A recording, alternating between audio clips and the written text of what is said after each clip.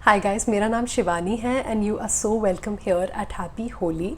कुछ दिनों पहले मैंने अपने कम्युनिटी पे एक पोल किया था जिसमें मैंने पूछा था अगर आप लोग मेरी वी बैक की जर्नी के बारे में जानना चाहेंगे कि अब मुझे लगता है कि क्या वो वर्थ इट था। तो काफ़ी इनकरेजिंग रिस्पॉन्स था एंड मैं भी काफ़ी एक्साइटेड थी कि मतलब ये चीज़ मैं भी सोच रही हूँ और ये चीज़ लोग भी जानना चाहते हैं। तो वही मैं आपके साथ आज शेयर करना चाहती थी। तो इस वीडियो को मैंने दो पार्ट्स में सॉर्ट ऑफ डिवाइड किया है। The first is the baby and second is the mother in terms of recovery. So baby के बारे में जो टिपिकली बोला जाता है वो ये है कि एक वजाइनल बर्थ से बेबी को वो सारा अच्छा गट बैक्टीरिया मिलता है एक मदर से जो उसकी इम्यूनिटी के लिए बहुत अच्छा होता है।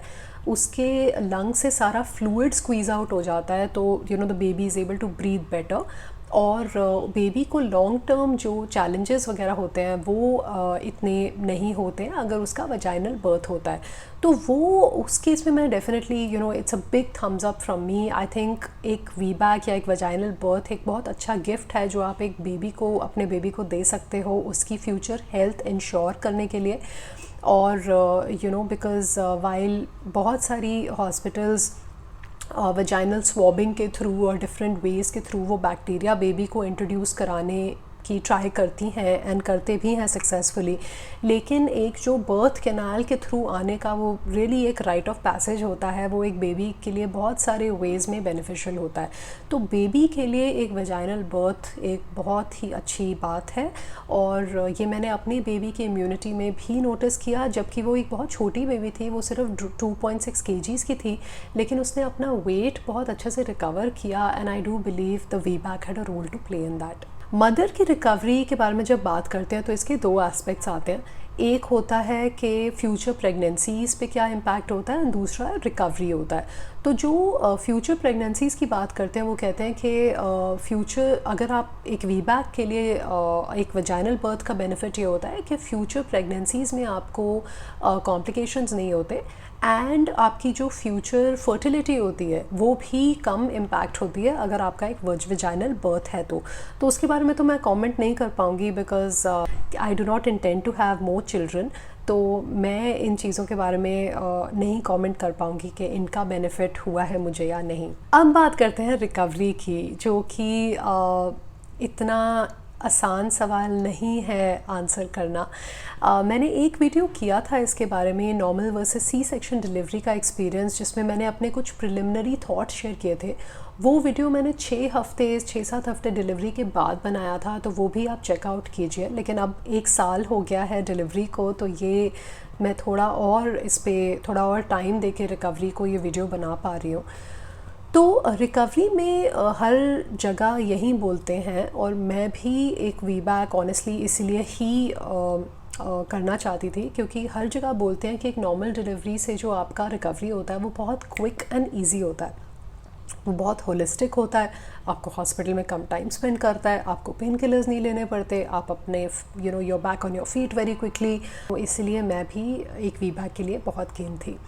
मेरे केस में रिकवरी इतनी स्मूथ नहीं हुई। मेरे सी सेक्शन के बाद की रिकवरी बहुत अच्छी, बहुत स्मूथ थी, लेकिन मेरी जो वजाइनल बर्थ के बाद की रिकवरी थी वो इतनी स्मूथ नहीं थी।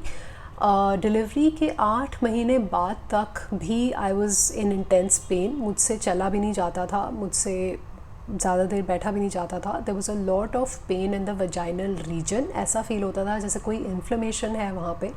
और इनफैक्ट मुझे एक पेल्विक फ्लोर फिजियोथेरेपिस्ट से भी मैं मिली बिकॉज आई वाज सस्पेक्टिंग कि कहीं पेल्विक फ्लोर डिसफंक्शन तो नहीं हो गया है, प्रोलैप्स तो नहीं हो गया है। और आप गूगल पे जितनी चीज़ें सर्च कर सकते हो सारी मैंने भी सस्पेक्ट की थी।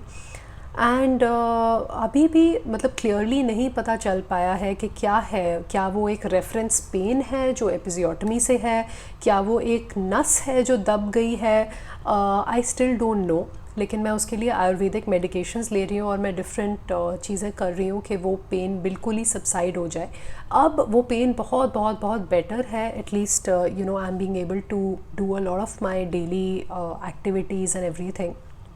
सो I am very grateful for that. लेकिन ये कहना कि मेरी रिकवरी क्विक एंड ईजी हुई है, वो तो मेरे केस में बिल्कुल नहीं हुआ है। Having said that, you know, I would not से कि ये एक वजाइनल बर्थ की वजह से हुआ है। इसमें बहुत सारे फैक्टर्स होते हैं।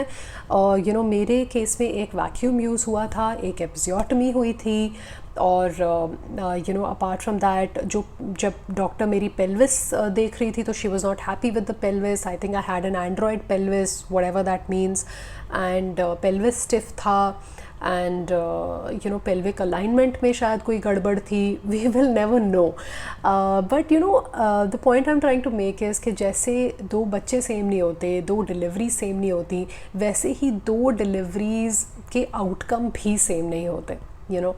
एंड मेरा इसमें जो मेरी थॉट रहेगी वो यही है कि अगर इंटरवेंशंस ना यूज़ होती, अगर मुझे आधा घंटा और मिल जाता पुश करने के लिए, शायद अगर वो इंटरवेंशंस ना होती तो क्या आउटकम डिफरेंट होता, क्या मेरी रिकवरी और ज़्यादा अच्छी होती।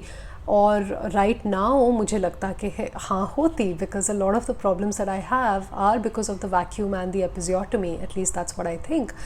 तो डेफिनेटली आई थिंक जो मेरी यहाँ पे एक आपसे हार्ट फेल्ट थॉट अगर मैं अपनी शेयर करूँ तो मैं यही शेयर करना चाहूँगी कि यू नो एक तो ये है कि नंबर 1 एक कायरोप्रैक्टर से ज़रूर मिलिए। कायरोप्रैक्टर्स बेसिकली आपकी पेल्विक अलाइनमेंट करने में बहुत हेल्प करते हैं। वो एक चीज़ मैंने नहीं की थी। Given a choice, you know, I would definitely like to you know visit, I would like to have visited a chiropractor.